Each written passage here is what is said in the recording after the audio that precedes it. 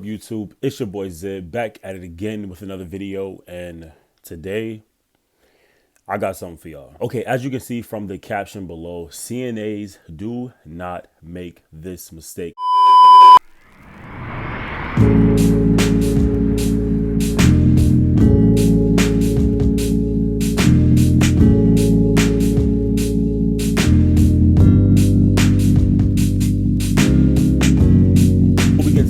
Make sure you like, make sure you comment, make sure you subscribe. I know you see the earphones that I have. I actually cannot find my AirPods at the moment, so excuse these wires. I know that it can get a little like distracting to look at, but I promise you I'm gonna find my AirPods and they'll be back in my ear. Just want to make sure the sound quality is right. But make sure you like, make sure you comment, make sure you subscribe. Go ahead and follow me on the gram at IIZLAURY. I'm coming at you guys back again with more content, more CNA content, and we're not stopping. We're not stopping at all. I think we're at almost at 1,800 subscribers. So which is huge because in the beginning of the year we didn't have any. So here we are. We just got 1,000 I think in July, and already in a couple months we've already hit 800 more subscribers. So the channel's growing fast. If you feel like you've seen any video with me that has shared value, go ahead and share that video. All that good stuff. I don't want to make this intro too long because we're about to get into it. Okay, as you can see from the caption below, CNAs do not make this mistake. And I feel like it can be a plethora of mistakes that you can make, especially being a new CNA.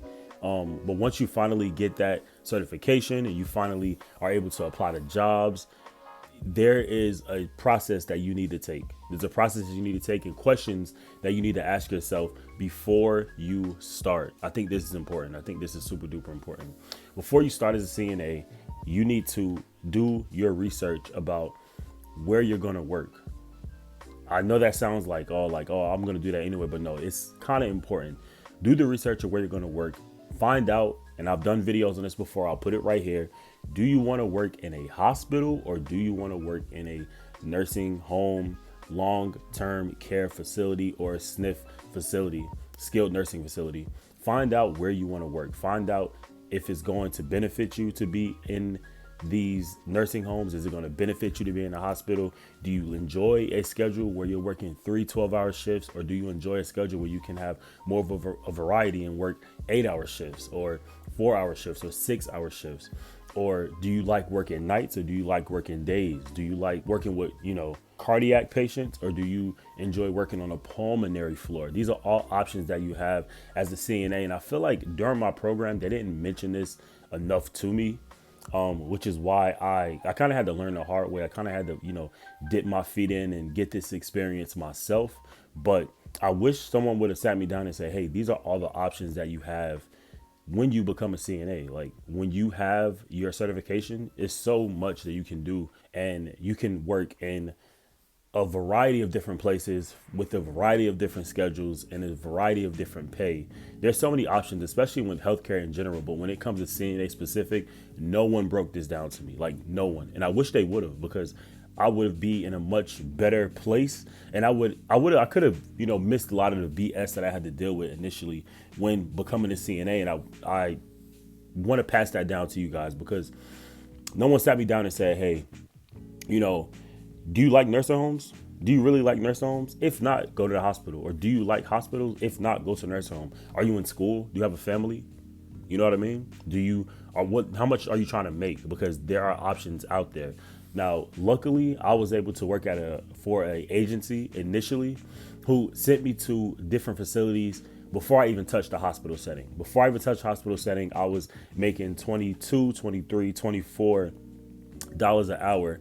And then with the potential to make 32, because at one location I made 32, and it was during like a holiday. It was snowing outside. It was crazy. But for those certain circumstances, you can definitely make a good amount of money. You just kind of have to do your research. That's why I say the first step is always do your research. You could get on a unit, think you enjoy it, and then get it to talk to some of the people once you're on a unit and realize that, hey, I don't want to be here, or hey, it's a lot of drama here, I don't want to be here.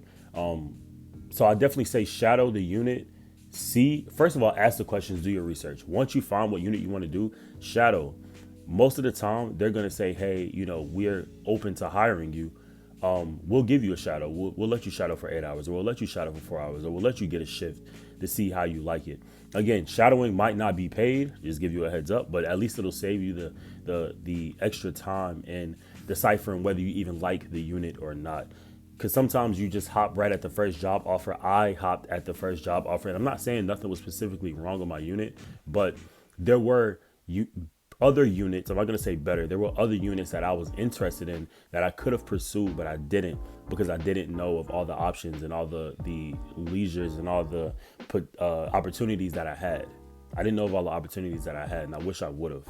But that would be the first two steps that I would say for you guys: is do your research. Once you find a unit, shadow, and we're going to move on to the next one, which I think is a big one. All right. So, I don't come up here talking about money often. I actually don't want to make it seem like all like money, but I do know it's an important part of life. It's an important part of, working any job. And I'm going to speak about it on this one. If you are looking to work as a CNA, different places pay different things, right? Different places have the potential to pay different rates.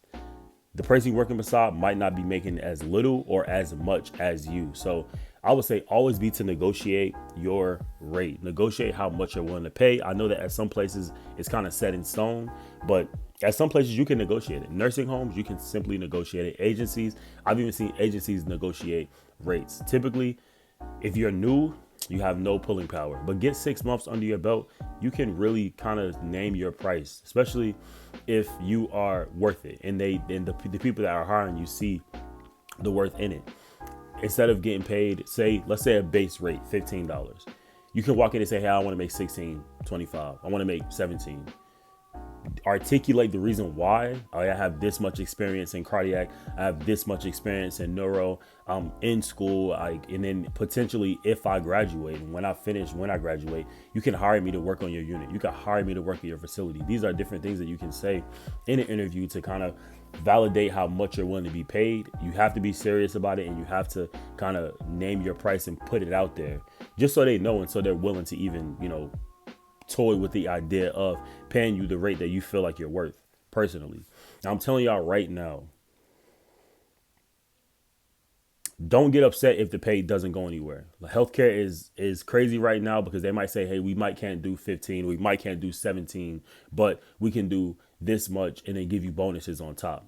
Bonuses are gold in healthcare. It's gold in health. It's gold for nurses. It's gold for respiration therapists. If you work in a hospital or in a nursing home, because nursing homes get them too, but I think hospitals do pay a little bit more as in bonuses because their rates are a lot lower than nursing homes. I would say that. So they'll say, hey, we might not be able to do $17, $18 an hour, but we can give you an immense amount of bonuses with, no cap, basically. So you can work and get these bonuses and rack them up for a 2-week period, and your paycheck is going to be looking nice. But that's still something that you have to do your research on and ask about. Does your hospital offer bonuses?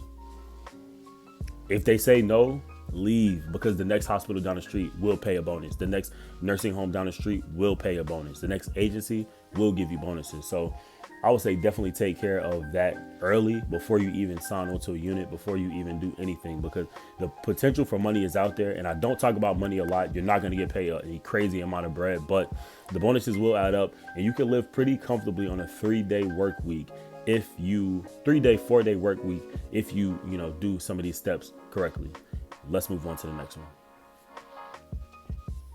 To new CNAs, and I came a little bit closer to the camera so you can really see my face and really see how serious I am about this. To new CNAs, you do not know everything. And I know it seems like, I've done my program, I've done the work, I've done the research. Health is weird. I'll say that. Health is weird. A lot of things about healthcare changes. A lot of things about a patient's health may be questionable. You know what I mean? And I think the best policy, especially as a new CNA, is to ask as many questions as possible, because you don't know best. You can have good intentions. You can have good information. but you don't know best. And simply, if you have a question, ask. I've seen so many CNAs like, well, I'm not asking that nurse for nothing. She was mean to me. I'm not asking that nurse for, whatever. She is, she's not really caring about what I have to say. She's treating me like whatever. It's not about you.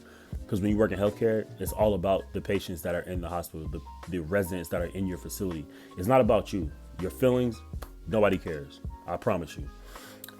It's about the patient, and you want to keep the patient safe. You want to do what's best for the patient. So take your feelings out of it and ask questions if you have to, because it could potentially save a life. It could potentially save this, person's blood pressure from rising or dropping, their blood sugar from dropping or rising. It can save them from a potential fall, different things like that. You have to become so selfless that you put your patients before a lot of things. You put your patients before yourself.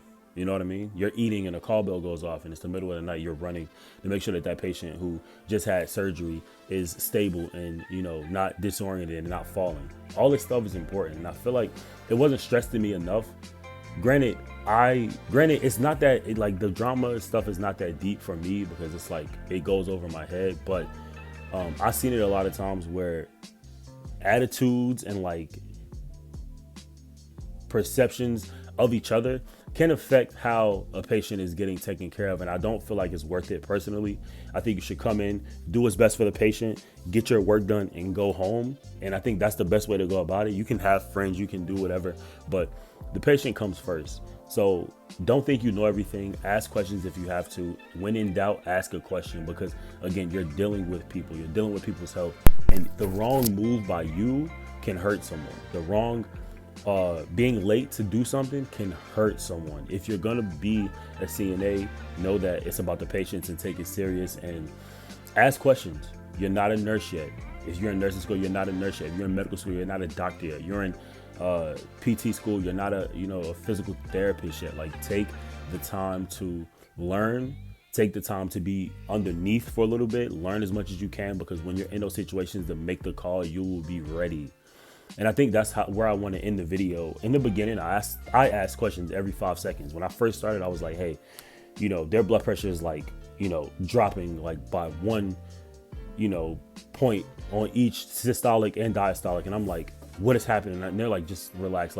Blood pressures rise, blood pressures fall, especially when, on the neuro floor where patients have fallen or patients have had strokes, all that stuff where those blood vessels are being burst and aneurysms and hemorrhages in the brain. It can affect blood pressures. It can affect pulses. If they have AFib, I was looking at a patient's, heart rate or pulse, and I was like, the pulse is like a 120, then it drops down to like an 89, then it goes back up to like a 111. They're like, calm down. That patient has AFib, which is atrial fibrillation, which is basically I don't want to misquote this, but in layman's terms, to make it simple for my people that are not as clinical or don't have that much experience, it's a sporadic heart rate. Their heart rate it's not set. It's not a synchronized heart rate. It falls out of sync quite often, which can cause it to rise and cause it to drop. That's the best way, simple way I know how to put it. I know there's a more medical way to put it. I'll probably put it in the description below, but they have AFibs, or their heart rate is in Brady or tachy. All that stuff is important. And I feel like I asked so many questions before I even started, the process of, becoming a nurse. Basically, I was asking questions left and right. So ask questions. Don't think you know everything. That's kind of where I want to end this video. I don't have too much more to say. I think I'm going to maybe add some more on another video, but I hope this video helped you guys out a lot. If you have any questions, make sure you like, comment, and subscribe, and comment below what you want to know. Comment below something that I missed. What is something, a new tactic or new thing that you had to do in order to, become the CNA that you want? What mistakes did you make that you don't want someone else to make? Let me know underneath in the comment section below, and stay tuned, because I got a lot more content on the way for you guys. Like, comment, push this video up in the algorithm. I would appreciate it. And yeah, that's all I got. I'll see you guys on the next one. Peace.